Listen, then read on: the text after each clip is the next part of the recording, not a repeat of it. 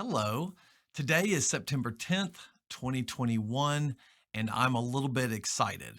The reason why I'm excited is because today marks 11 years of me being sober. Now, I don't like to go into details about my recovery on social media because it's not a safe place, but I am going to go over a few things that will hopefully encourage you because I have experienced freedom from my hurts, habits, and hangups, and I want to share with you some encouragement. So, if you are not interested in hearing my personal story, then you can shut the video off now because I know that I do a lot of videos on real estate and other topics, but today I want to give you a little insight, a little window into my world. So, I woke up early this morning and I was excited.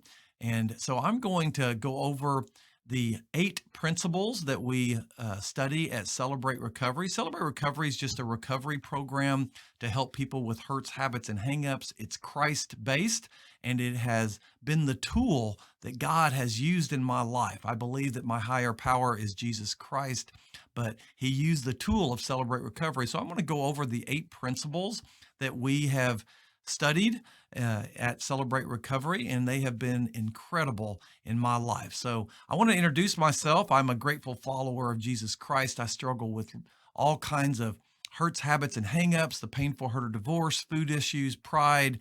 And so my name is Eric. Now, we always start off with introducing ourselves by identifying ourselves with our higher power, and then we tell about our struggles, and then we end with our name, mainly so that people will remember what our name is. So I'm going to go over the 8 principles. The 8 principles state Principle 1 says, realize that I am not God. I admit that I am powerless to control my tendency to do the wrong thing and that my life is unmanageable. Principle 1 really just deals with stepping out of denial. In fact, I decided to do this video without having a background or anything fabricated. That's the reason why you see the green screen behind me. That's why you see the microphone. I'm just going to be transparent. I was reading this morning in Psalms 145:18 that says, call upon the Lord and he will be near. Call upon the Lord in truth. And I want you to know that Celebrate Recovery and in my recovery, being truthful and transparent about all areas of my life has been huge. Principle 2 says, earnestly believe that God exists, that I matter to Him, and that He has the power to help me recover.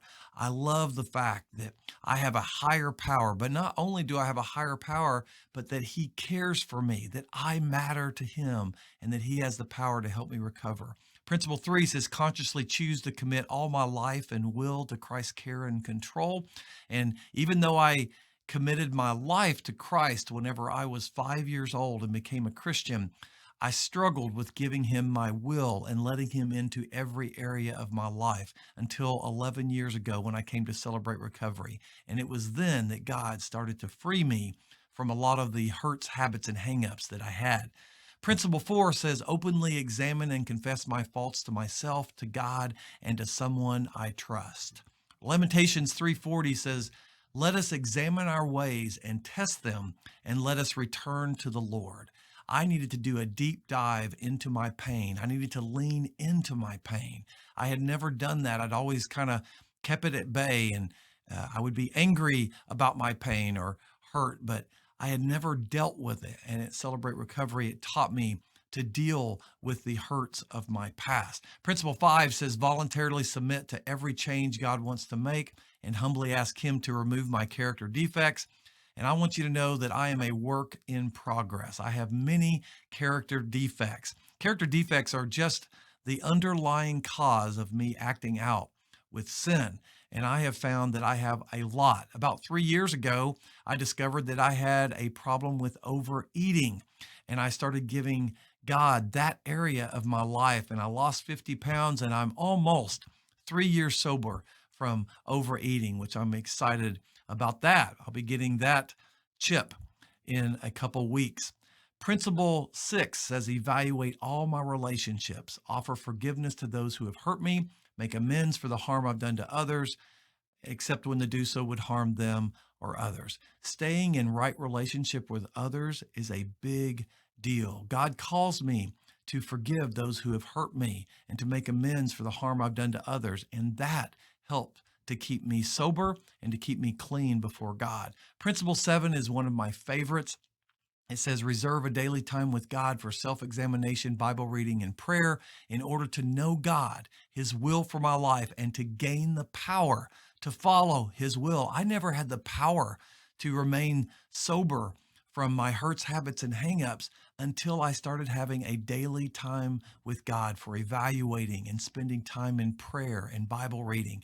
This has been huge in my recovery. Principle 8 says, yield myself to God to be used to bring this good news to others, both by my example and by my words. And that is what I'm doing with this video, is I am telling you the good news of recovery, the good news, not of just salvation, but the good news that I can live in peace here on earth. And so that's why I go to Celebrate Recovery on every Friday night, because it helps to keep me clean.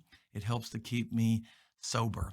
So one of my favorite verses is Deuteronomy 4:9 that says, only be careful, watch yourself closely so that you never forget the things that your eyes have seen, or let them fade from your heart as long as you shall live. Teach them to your children and to their children after them. I love that verse because it reminds me that I need to keep going back and remembering what God has done in my life. And God has done an incredible miracle. And I want you to know that He can do a miracle in your life as well.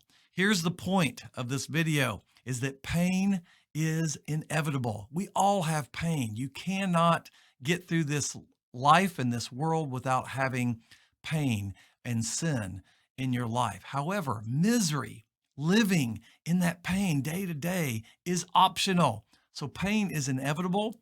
Misery is optional. And I just want you to know right now, today, if you're watching this video, if you stayed with me this whole time, that freedom is possible. I'm getting my 11-year sobriety chip tonight. I'm so excited that God has given me freedom in this area of my life. I am so excited and so happy for my freedom. So I want to end with the serenity prayer. Some of you guys have heard this before, and some of you have only heard the first part, but I want you to listen to the entire thing.